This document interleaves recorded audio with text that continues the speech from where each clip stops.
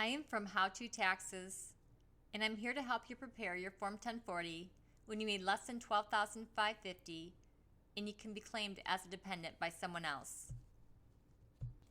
The assumptions of this video then are that you have W-2 income, you made less than $12,550, you are single, and someone else is claiming you as their dependent.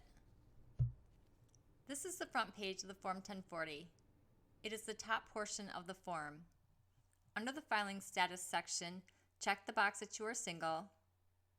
Put your name, address, and social security number at the top of the form. Also, make sure you check the box regarding virtual currency. In this example, the answer is no. Under the standard deductions section, check the box that someone can claim you as their dependent. On line 1, put your wages. You can find this information in box 1 from the Form W-2 that your employer sent you. In this example, it is $5,000. Carry that amount to line 1 and down to line 9 and 11 as you have no other income or adjustments to income. On line 12A, we will put your standard deduction. Since you're being claimed as a dependent on another's return, you must use the standard deduction worksheet found on page 33 of the Form 1040 instructions.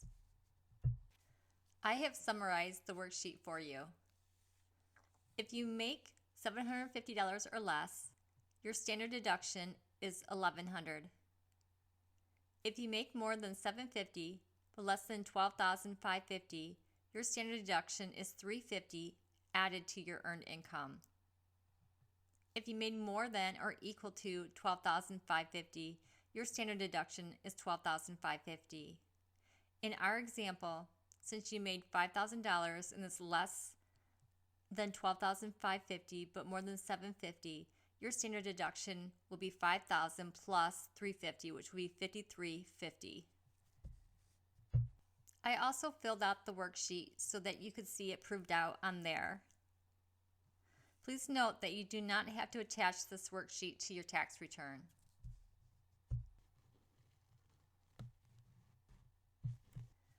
Carry that amount to line 12A of your return. On line 12B, put your charitable contributions. These are limited to $300 and cannot include non-cash contributions. In our example, it is $50. Add lines 12A and 12B together to arrive at $5,400 on line 12C.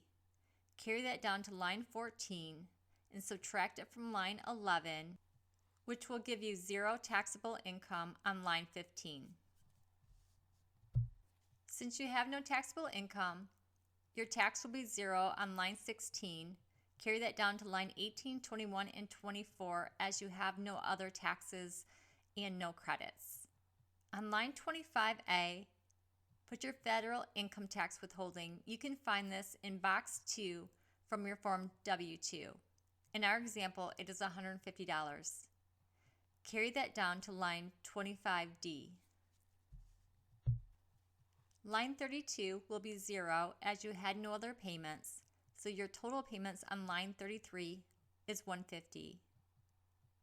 Since you had no tax, $150 is your overpayment. Put that on line 34 and on line 35A as you would want it refunded to you. If you want it directly deposited into your bank account, check the type of account that you have on line 35C. Also fill out your routing and account information on lines 35B and D. If you do not want it directly deposited into your bank account, cross off lines 35B and D and the IRS will send you a check directly. Note that there is a box to the left of line 35A.